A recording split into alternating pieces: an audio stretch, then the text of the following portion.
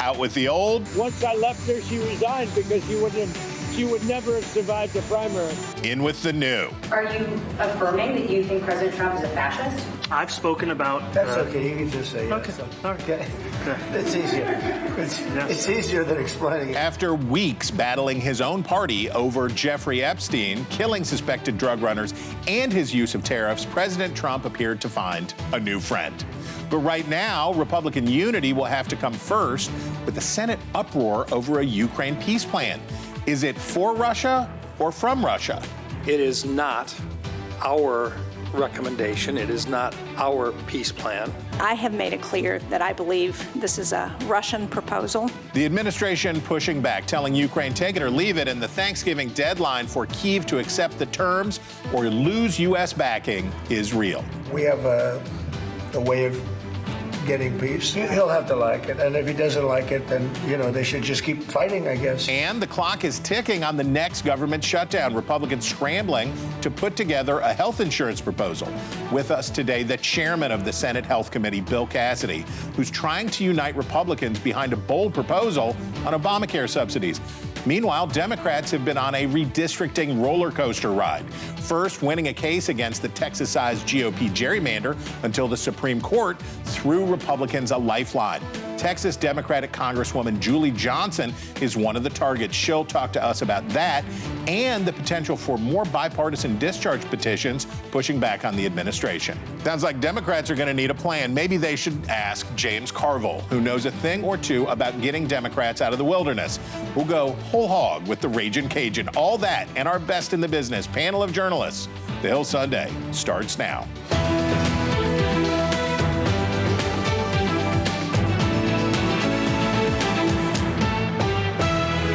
Hello from Washington and welcome to the Hill Sunday. I'm Chris Stirewalt.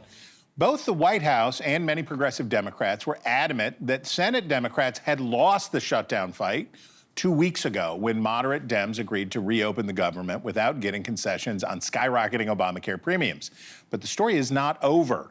Feeling the squeeze from voters on high prices generally, but particularly on health care, Republicans are eager to show some action as the prospect of a midterm wipeout looms larger. The immediate argument is over a short-term extension of COVID-era Obamacare subsidies, and there is a bipartisan proposal for a 2-year patch that's bubbling up on the House side. But some Republicans want to go bigger and deliver on a promise of an Obamacare replacement now more than a decade old. That discussion right now centers on direct payments to Americans in the form of health savings accounts. It's a big idea, and it could mean big changes in the way Americans get their health care. One of the architects is Bill Cassidy. He's a doctor, he's a Republican senator from Louisiana, and he's the chairman of the Senate's Health, Education, Labor, and Pensions Committee. He joins us now from the Pelican State. Senator, I want to hear about the details of your plan, but first let's talk about timing. Congress needs to complete a spending deal in less than 2 months to avoid another shutdown, and the first Obamacare enrollment deadline hits December 15th. Are you open to a short-term extension while you all work on a bigger plan? First, let's just say that John Thune has promised Democrats a vote on a proposal in mid-December. And that could just be a Democratic messaging bill that has no chance of passing. What I would like is that we don't have a Democratic bill or a Republican bill, but an American bill that will pass. And let's talk about the subsidies. If you take the same subsidies that people want to continue and you redirect them to the lower cost bronze plan, it is lower cost. And you can take the savings and put them into the health savings account. It still uses the same architecture that we have to use for 2026, but it actually gives the consumer, the patient, the power of money in her account to, one, pay for her deductible up front, and two, to pay for the care that she knows she needs, as opposed to the care that the insurance company gives her permission to have. So instead of giving $26 billion to billion to insurance companies. Let me just ask. I want to get into the details of the plan very much, but I want you to tell me, so you think you could do something in a short enough time frame that would mirror your larger plan, but you could get it done before the shutdown clock runs out? because we're still using the same architecture. So the answer is yes, Chris. That we're still using a bronze plan, which is on the current, your choice. You already have that. We have a health savings account system, which has already been permitted by law when we passed the tax cut for working families bill last year. So we already have the legal infrastructure. All we have to do is redirect the subsidies away from the insurance companies and give them to the people. Power to the patient. So then the bump out, so when we look ahead into the whole thing, this is basically the government would put the subsidies to individuals in health savings accounts, and then they can spend it how they choose to spend it. Is that right? So there's two types of subsidies under Obamacare. There's the baseline subsidies started with Obamacare. We don't touch that. What we're arguing about is the enhanced premium tax credits. Obamacare was so expensive, the Biden administration had to subsidize the subsidies. That's what we're talking about. And let's redirect that from the insurance companies, redirect it to the patient into a health savings account. We make sure that the premiums on the bronze plan are not higher than, say, 8.5% of your income level, just like last year. But there's so much savings, you can give it to the patient and let her choose the care she wants. Okay. Now, Obamacare proponents are going to say that this is just a backdoor way to kill the program. Once the beneficiaries can choose what they want to do with the money, many are going to not participate, which is already a problem, which is part of why we need subsidies, or the subsidies are there because it keeps getting more expensive. And if you have exchanges with just the sickest and most expensive customers, that the whole thing is going to fall apart. What do you say to that criticism? That criticism shows they're not listening to what I'm saying.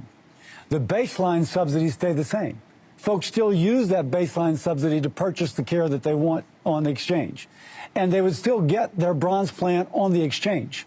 It's just that we're doing a bronze plan instead of a silver plan. And instead of somebody having a $5,000 deductible, I'm a doctor. Patients, I can tell you, patients cannot afford a $5,000 deductible. We give them a health savings account, and that pays for the first $1,000 or $2,000 of that deductible. And that decreases their total cost of being insured.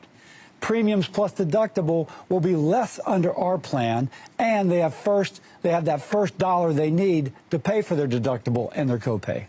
Okay, this is unfair to you because you've been working on this since you were in the House when Obamacare passed. You have been talking about Republicans need to get on the good foot when they talk about a replacement and all of this stuff. But your party has not been along for the ride on this. Why haven't Republicans dug in and gotten serious about an Obamacare replacement? And why should we believe that this is something that Republicans have the political will to do now rather than just messaging on a painful subject?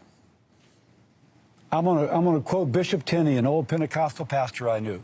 And he said, "A good idea whose time has come cannot be defeated." We had good ideas before, but the time had not yet come. Now the time has come. The policies are so expensive, with $5,000 deductibles, with 20% of the income we give to insurance companies going for profit and overhead, people realize, wait a second, give the patient the power. Let's take the money going for profit and overhead, give it to the patient, 100% going for the care she chooses. It's a great idea, but now the time has come, and I think now's the time for that great idea to be put in place. Okay, you told reporters last week that you had talked with Health Secretary Robert F. Kennedy Jr. about some controversial changes to the CDC's stance on vaccines and autism. You and the Secretary have clashed on these issues multiple times. What did you tell him, and what did he tell you? Are you satisfied? So clearly, let me just speak as a doctor. Vaccines are safe. It's been shown over and over again they don't cause autism. But if your child's not vaccinated, she's at risk of dying. He's at risk of being in the neonatal intensive care, or in the intensive care unit, intubated because they did not get vaccinated. Please be vaccinated. Discuss it with your physician. I shared that with the secretary, but he's got his own position. My position, by the way, in the same position as President Trump, vaccines are safe.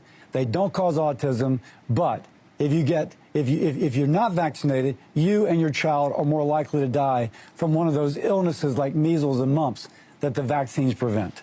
Okay, before I let you go, there's a back and forth today between some of your Senate colleagues and the administration on a Ukraine peace proposal. Senator Mike Rounds and others say that Secretary of State Rubio told them the 28-point proposal is just a Russian wish list, not the White House plan. Secretary says that's not true and that the plan, which includes some pretty crippling concessions from Ukraine, is U.S. policy. What do you understand to be happening here? Do you have any insight for us? I wasn't part of that conversation, but if Mike Rounds says that, I believe it. He's a stand-up guy. Let me say that. And President Trump has said that this is not the final plan, but it's a process of negotiation. And it certainly does look like a Russian wish list. And so I think it's better for the United States not to make such incredible concessions to the Russians, because I think ultimately it puts us at a disadvantage. But let me pause for a second. I thank President Trump working so aggressively for peace between Russia and Ukraine. That's something that Joe Biden never did. But I don't think this is the plan, because I don't think it ultimately leads to peace. Okay. America, if you ever put Rabideau's sausage from Iowa, Louisiana in your gumbo, you would know him already. But if you don't, there he is, Senator Bill Cassidy. We thank you. Okay, joining us now is Texas Democratic Congresswoman Julie Johnson, who serves on the Foreign Affairs and Homeland Security committees. And I want to talk to you, Congresswoman, about this Russia stuff. But first, I need you to react to Senator Cassidy. Can you see the appeal of what he's talking about here in individual accounts rather than direct subsidies that go to insurance companies? Well, I appreciate Senator Cassidy's attempt to try to solve the ACA, but through a health savings account mechanism, I don't think is a realistic application. Millions of Americans don't have health savings accounts. Health savings accounts are typically genesis from employees who work for large employers, and the ACA really targets small businesses and people who work for themselves, and they don't have that ACA framework. And I agree with one of the questions that you asked him about, don't you think people won't spend it and won't use it for health insurance? I mean, it's a laudable attempt. We want to encourage people to try to come up with solutions to healthcare affordability, but just redirecting payments into a health savings account does nothing to bring down the cost of health insurance. Okay, so let's talk about that bipartisan proposal for an Obamacare subsidy patch. It's from a group of moderates, includes Don Bacon, Tom Suozzi. The rough outline, we understand, is a 2-year extension of the subsidies with restrictions for those making more than $200,000.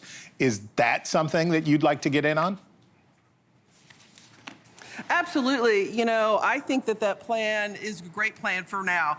You know, it gives time to really have a thoughtful conversation as a nation on how we move forward in healthcare. It gives a 2-year extension, and it does, I think, address some of the concerns about, you know, the caps. And so it does bring down the income levels as to who would be eligible for the subsidies, and I think it's a great start. Okay. Discharge petitions. They are all the rage these days. And in the wake of the Epstein files, there's a push on to force a vote about imposing sanctions on Russia. That's more urgent now that the administration is trying to get the Ukrainians to give in and make a deal with Vladimir Putin and do it by Thanksgiving. Are you interested in signing on to that petition? And if you are, does that really have a chance? Well, I think, you know, the use of a discharge petition is a very valuable tool in the U.S. House. It is a mechanism by which the majority, the representatives of the people, can force votes on key issues. We saw it successfully utilized in Epstein and now the Ukraine. I haven't read the text of the Ukraine discharge petition, but I think it's an important vehicle for us to force House leadership to bring resolutions and votes on key issues that matter to the American people to the floor of the House. And so, you know, I know there's been some back and forth on should they restrict the use of discharge petitions, should they elevate the threshold by which they could be passed, and I would be very much opposed to that. Right now, if a majority of the House wants to bring an issue to the floor to a vote and circumvent leadership, then we should be able to do that. And Speaker Johnson has done nothing but be a puppet for Trump, cover him up, enable the White House to suppress votes on key issues that the people of America really want voted on. And so I'm 100% on making sure that we maintain the current threshold for discharge petitions. As far as Ukraine, I think it's an issue of key national importance to the American people. And if the discharge petition in the language is right, then I would certainly consider signing on to it. Congresswoman, I don't know whether you've heard about this, but there's been some redistricting going on in Texas. This is your first interview. Just a bit, you know. Just a bit, since the Supreme Court paused a lower federal court ruling that undid that Texas gerrymander that started this whole goat rodeo nationally.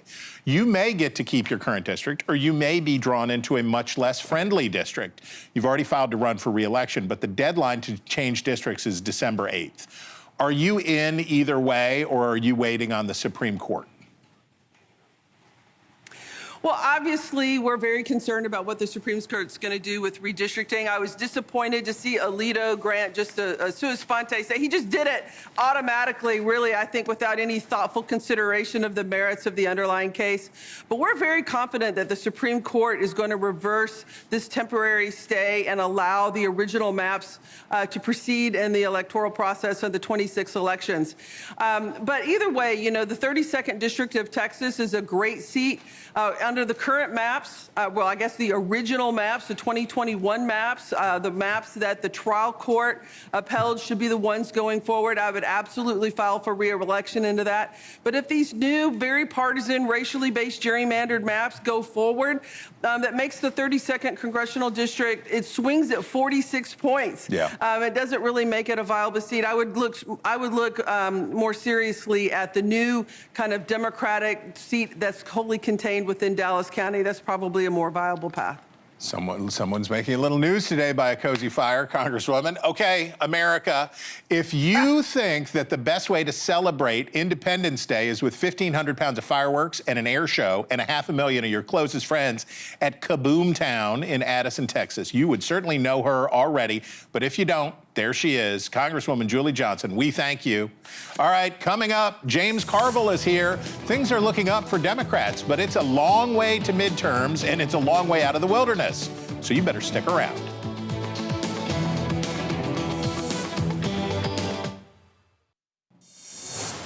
A new poll from Marist University showing Democrats jumping out to a 14-point lead in the generic ballot has gotten a lot of attention.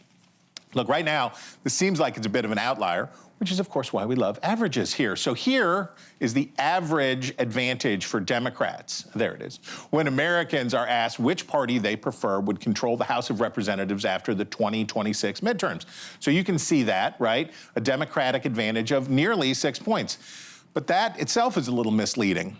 We're going to be talking a lot about what we call the generic ballot between now and next November. So how about some rules of the road? Because of where Republicans and Democrats live themselves, Democrats tend to be more tightly packed in urban and suburban areas, while Republicans spread out into rural America and small towns. Political geography, therefore, for the House just favors Republicans. So it's not enough for Democrats to be ahead in this average. They need to be substantially ahead to win the House. There is no national popular vote for control of the House, but that's what the generic ballot really is. That's what it's really telling us. All Americans in one big pot. But after every election, we do add up all the votes for Republican candidates and all the votes for Democratic candidates, and you can see, ta-da, the pattern. Look at that. Here are the results of every midterm election since 2006. The winner's share of the national vote and how many seats that resulted for in the new majority. It takes 218 seats to make a majority. In the biggest Democratic years, look at this, 2006, they reached into the 230s with 52% of the vote there in 2006 and 53% of the vote in 2018. But look at the Republican numbers. The two biggest Republican House majorities since the 1920s, 242 seats and 247 seats, came with less than 52% of the national popular vote. If you're a Democrat, the news has been good lately. But just remember that drag of about 3 points that you're going to have to overcome to win the House. And if you're a Republican, maybe you're not as far down as you think you are. But certainly there's reason for Republicans to worry. Maybe so much worry that they have to start singing a different tune. You know, the new word is affordability. Another word is just groceries. You know, it's sort of an old-fashioned word, but it's very accurate. And they're coming down hard. Good old-fashioned groceries. James Carville revolutionized the way Democrats talked about the economy, and when he was the chief strategist for Bill Clinton's 1992 victory, and he's been urging his party to reconnect with voters on pocketbook issues in the era of Trump. He joins us now, appropriately from the Gulf Coast. First, Mr. Carville, I want you to check my work. When you look at the polling on the generic ballot, what's the number that makes you comfortable about the Democrats taking back the House? What makes me comfortable is the Republican number, because it's an almost absolute, not total, that the incumbent party gets what it polls. Mm-hmm.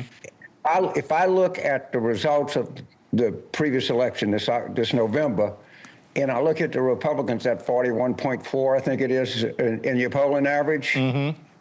That does not lead to a six-point lead, a 7-point lead. That leads to more like the 14-point lead, because when people don't vote, when the incumbent is against a challenger party, the incumbent party gets what it gets. So that 41.4 number is more significant than the 47.2 number, I would point out. And the results of a recent election would lead you to believe it's probably 35, 40 seat gain. So I want to ask you about that. Earlier this year, you cautioned Democrats about doing too much. You said basically they should wait for Republicans to crumble under their own weight, sort of the don't just do something, sit there. Looking at the results in Virginia and New Jersey and elsewhere, even in the Deep South, you seem to have been proven right.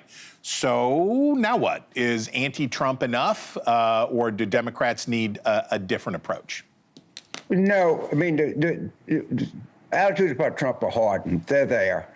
And I think that, you know, the Democrats need to say that right now, in the conflict between people who already have power and people who would like to have some power, the people with power are just running away with everything. And then I would do some programmatic things that can't happen, but to say, look, this is what we are. If we don't have a presidential nominee, this is very important. We can't have a message, but we can have an argument. Unless then people come up to me and say, oh, James, the Democrats don't have a message. Well, no, but we can have an argument. That's possible, and I think we can have a good one here. And by the way, just I want to make one point. Mm-hmm. Laura Lowe in the New York Times today said the Republicans have a Nazi problem. Lindsey Graham says that he is part of the Nazi suck wing of the Republican Party. That is two wings of the Republican Party. You're in the Nazi great wing, or were you with Lindsey Graham in the Nazi suck wing? And they can't do anything about it because they need their votes. So you have Paul and Grazer. You have all these New York state Republicans on these conference calls. You have Laura Loomer speaking out. They got a problem. A big problem, and it's called the Nazi problem. Okay, so this poses an interesting kind of, there's a parallel, a very different, but a parallel problem for Democrats. I'm looking here at the Senate races in Maine, in Michigan, in Massachusetts, Texas, and in swing House districts across the country. And there are going to be some barn burner primaries out there in the spring and summer. Republicans fumbled in 2022 because they could not agree on electable candidates. They wasted their chance.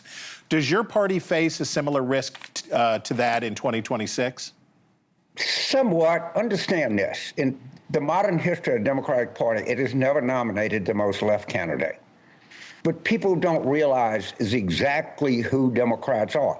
Now, are there going to be some people that are further to the left than people like me that are going to win in some isolated urban districts? Yeah. But in terms of having any kind of a broad-based appeal, that's absurd. There's nobody that wants to defund the police. How stupid can you be? All right, there's nobody that wants to create new dictionaries and all of that foolishness. So, yeah, it could happen. And every time that I see some Democratic motor mouth, they all come from D plus 25 districts. They can't lose. Okay, show me somebody, show me an Alyssa Slotkin or a Ruben Gallego that can win when their party is losing the presidential campaign and they're winning the Senate seat. That's the kind of Democrats that I want to put front and center, and I think by and large we're going to do that. So is that ideological, or is this a personality question? It's sort of an approach. Okay. The approach is that we're Democrats because we want to help middle-class people and lower middle-class people get a break in life. And there's some people that say we Democrats because we resent everything and everything is structurally set against us and there's nothing we can do but have a revolution. And I don't think that's where many Democrats are, honestly. I think they understand that things like Medicare, Medicaid, and these kinds of things are very valuable tools as people go through life. Okay, so you mentioned that you can't have a message until you have a messenger. So what about 2028? The DNC is up in the air on the primary calendar, and it's another kind of struggle between the progressives or the Democratic Socialists and the mainstream. What is your advice for your party about how to set the calendar? New Hampshire first, where should South Carolina be? What should they be thinking about as they pick that calendar? Yeah, what you should know is that the most important voting bloc in determining a Democratic nominee was, I suspect, will be in 2028 and will continue to be, thank God, Southern blacks. It doesn't matter if you win New Hampshire, Iowa, any of that. Look what happened to Biden. Look what happened to us. We lost New Hampshire by 9 points. Obama lost New Hampshire. And so whatever the candidate, however they do the calendar, I think it should give Southern black Democrats an exalted role in determining a nominee, because frankly, they have more sense than these idiots on these college campuses in the Northeast. Put me in one black church in Bogalusa, Louisiana, and I'll find more wisdom than I will in the facts found at Amherst. I promise you that. Okay, we're going to leave it at that. All right, America, if you ever ordered the Gator Bites unironically at the Chimes in Baton Rouge while you were watching LSU win a road game, you would know him already. But if you don't, there he is, the man himself, James Carville. We thank you very much. Thank you, sir. Going to the church. Still to come. Our best in the business panel is on the other side. Bye-bye, Marjorie. Hello, Zoran. What to make of another weird week in Washington. The Hill Sunday. We'll be right back.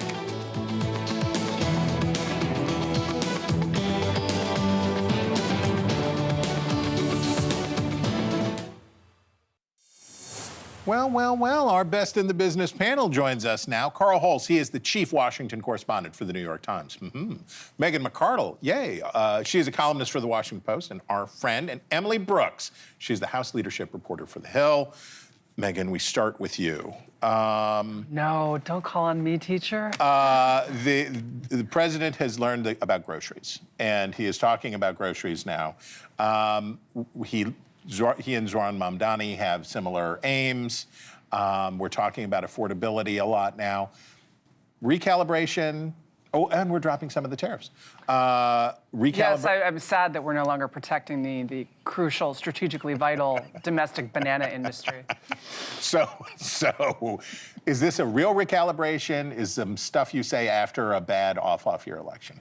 Look, I think Donald Trump has always wanted to be popular, right? That is, he cares more about being popular than about anything else. And so he has realized that it is very unpopular when people's grocery bills go up. I will say I was at the grocery store the other day and was like, what is this madness? Yeah, it's pretty wild. As a beef enthusiast, I have to say, it's been a journey. Yeah, I told people that I would make short ribs for a dinner party, and then I basically, you went with lobster because it was cheaper. Well, unfortunately, now we're just gonna have to mortgage the house. Is really but look, so because of that, because Donald Trump is not that ideological. Yeah. He is pragmatic. He sees people like Zoran Mamdani. He wants to be liked, so he talks nicely to Zoran Mamdani. He sees that grocery prices rising are unpopular, and he pivots. And that is both the strength and the weakness of his presidency. Carl, the manifestation of all of this has to come around health insurance, Obamacare, healthcare. The shutdown loometh. You have to feel for somebody like Bill Cassidy, who has for all these years been saying to Republicans, we should do something about health insurance. How seriously should we take Republican talk, not just about maybe doing something as big as Cassidy's talking about, but on extending these premium supports? I mean, you have a certain group of Republicans who really want to do it, and then you've got a lot of Republicans who don't want to do it, particularly in the House. I don't even know how it gets to a vote in the House. I've been covering the healthcare debate since before Clinton Care. So, I mean, these are super complex issues. And I listened to Senator Cassidy, and it's like, hey, we can fix this, with a couple votes here. And it's like, No, you can't. It just doesn't work that way. It's this old whack-a-mole thing. Once you touch one part of it, the other part blows up. I mean, I think there's going to be a lot of votes, but it's hard to see, other than an extension, which House Republicans don't want to do. I don't want to invoke the Hastert rule here, but everybody knows, and this panel knows how that works, right? You have to have a majority of the majority. So it looks pretty grim to do something, and I'm not sure the Democrats are all that unhappy with that in a cynical way, right? And even at the beginning of this, there were Democrats who said, why are we trying to save the Republicans from themselves here? And just let it burn with voters. Right. Fun. Emily, you were probably there when these things were said, but listen to this first. I made clear for months that I thought there were serious flaws in the underlying bill, and I had hoped that the Senate would work to fix and correct those. They decided to go a different direction. That's their prerogative. I was surprised and disappointed by that. Well, I think sometimes there are differences of opinion or disagreements that are partly related to the difference between the House and the Senate. They're different cultures. Okay, so to decode there, the way that House Republicans have beaten the odds, right, that Mike Johnson was so successful in getting legislation through, depended in large part on a very good relationship between the majority leader in the Senate and the Speaker of the House. The Epstein discharge petition seems to have caused a rupture here because Thune did not prevent it, did not require it to be amended, let it go on unanimous consent. And now they've got to do all this other work that Carl was just talking about. Is that friction real, or is this just some hurt feelings? I think that friction is absolutely real. And first, you saw it with the Epstein discharge petition, where the Speaker spent about 20 minutes in a press conference the day before that passed, saying, I am very confident that the Senate is going to fix this, the Senate is going to amend it. Hours later, the Senate passes it by unanimous consent. That was pretty stark. And then you had the whole issue of the government funding bill included this surprising provision that would allow senators who had their records taken in the Jack Smith investigation. This is the $500,000 they can sue for $500,000. They could potentially, enrich themselves and sue the government for that. Something the House unanimously voted to repeal, and that has been a major point of friction. And then there was another one that also emerged this week, where the Russia sanctions legislation. For months, the House has been expecting that would originate in the Senate, and it was something that Lindsey Graham has been pushing very much. And then Thune said, I think that this would probably originate in the House. And Speaker Johnson told me in an interview that was my understanding until yesterday. So there's been a lot of points here. And as we get into health care, as we get to the next funding deadline, that's going to be difficult for them to navigate. Carl, all this tells me the next shutdown could be even worse than the last shutdown, right? It's coming up January 21st. It depends if they can pass some spending bills, right? They've passed 3. Maybe they can do a few more. I want to talk about the leadership tiff a little bit. That's more traditional. Yeah. Right? This is way more the way the House and Senate usually act, where it's like, well, I don't want anything to do with you. And the way they passed that bill, it wasn't just by unanimous consent. It was deeming something passed that hadn't even got there. They couldn't get rid of that fast enough. But I mean, maybe I'm the optimist here, but I would still think you could pass some spending bills, right? There's some momentum in the Senate Appropriations Committee with the head of the House Appropriations Committee, Tom Cole. Yeah. He would like to do this. There's a coalition for doing some of these. Yeah. And then, maybe you can pass a few more. And so if there is a shutdown, it's limited. But, does anything pass anymore? I don't know. Okay. Megan, the horseshoe has been horseshoeing, right? And you alluded to this before, but the nationalists and the socialists seem to be It's not good when those two names come together. Yeah, you want to definitely keep that in the other order. But as they get closer, and you saw it with Mamdani, and you allude to this with Trump, and it's not a very ideological, MAGA is not a particularly ideological movement. It is a vibe. It is a vibe, but it's a vibe for sort of the proletariat, right? It's the working people's party attitude. Is this real? Do we see it? I think the first Trump administration, first Trump term was like they said some stuff, but it was still the old Republican Party. Is it different this time? I think it is different. It is not the old Republican Party. A lot of those people retired. A lot of the voters and the politicians gave up. Yeah. They just said, like, this is the party that I thought I joined 20 years ago is not coming back, and I'm out of here. And that opens up weird policy spaces, right? If you think about what American politics was before the 60s, right? It is basically urban Democrats and it is Southern whites. And these parties are not organized around ideology. They're organized around various coalitions.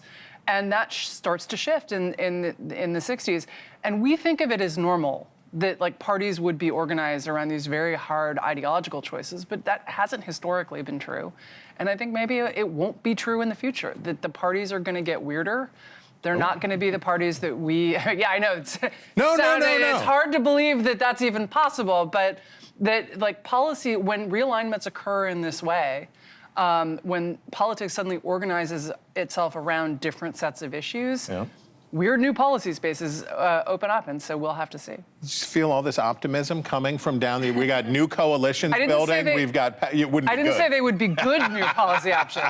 I just said they would be weird. Okay. We'll keep it weird here. Coming up, which is more likely to happen this week? Peace in Ukraine or military strikes in Venezuela? Wow. Our panel, I hope, has some thoughts. Next.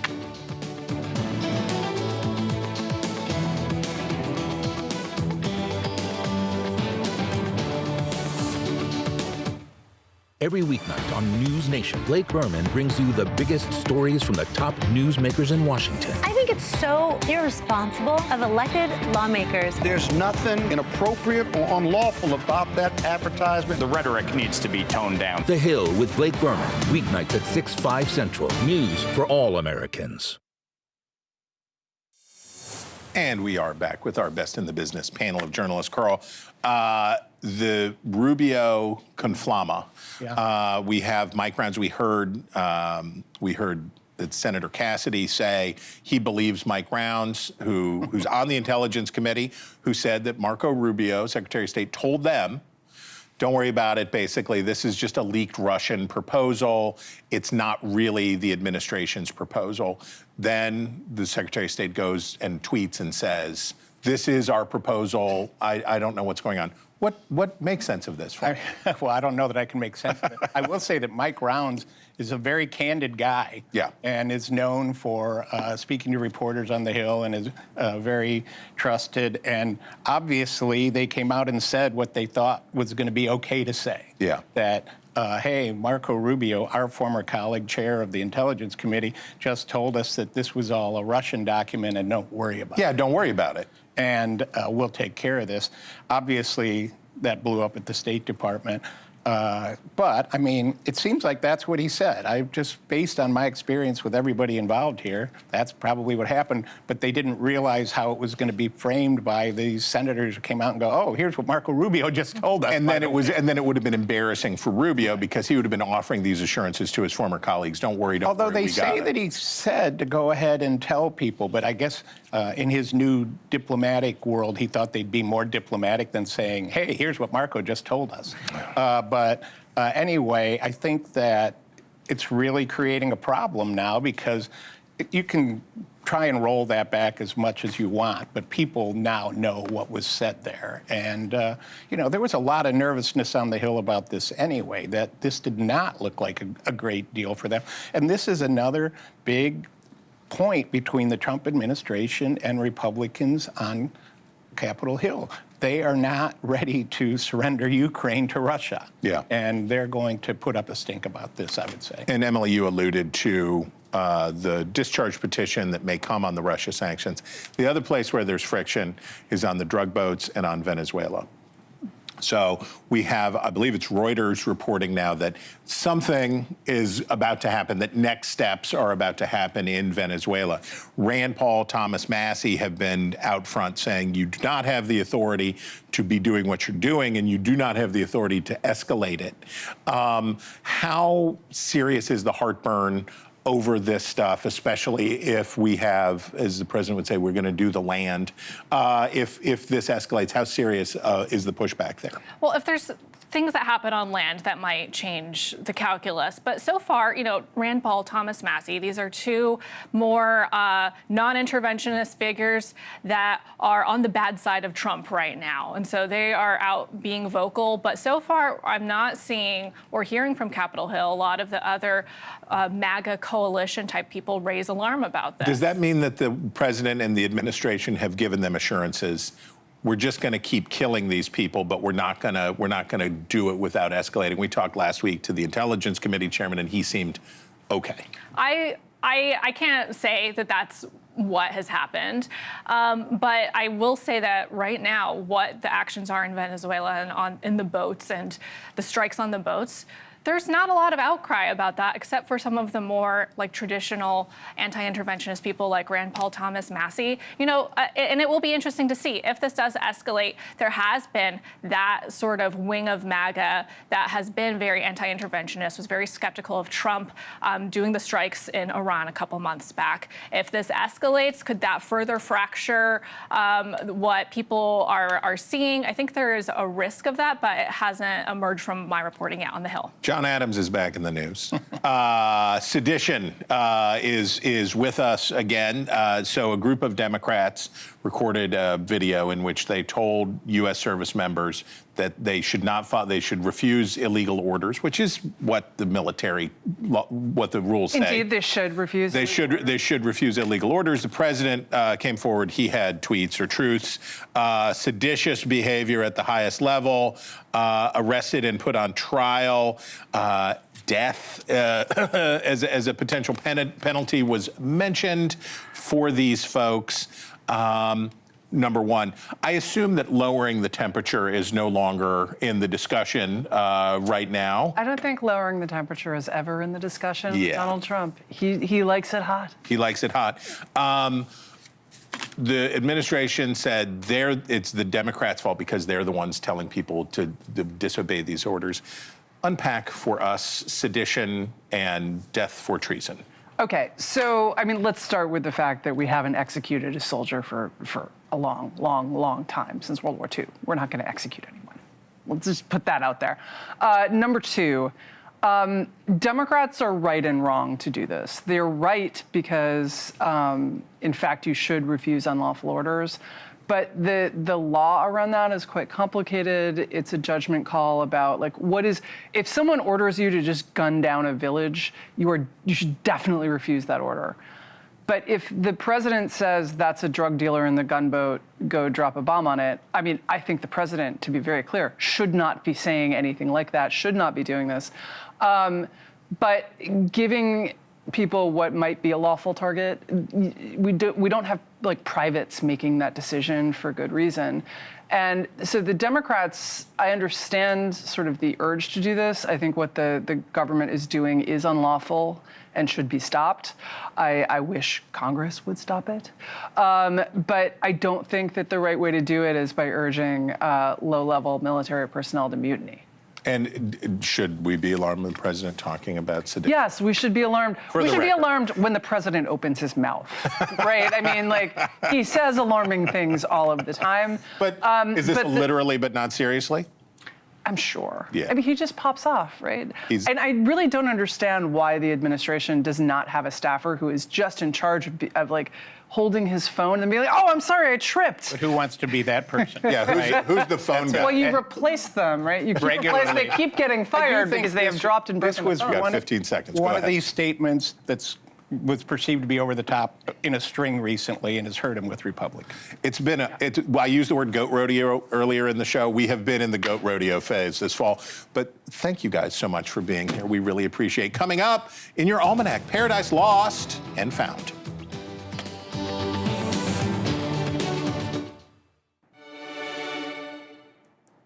This is your almanac for today, Sunday, November 23rd, 2025. On this day in 1644, John Milton published a polemical pamphlet Areopagitica, denouncing government censorship. For years, King Charles I had forbidden some written works, largely targeting Puritan religious and political dissent. But after the king fled London amid the gathering English Civil War, printers were left unregulated.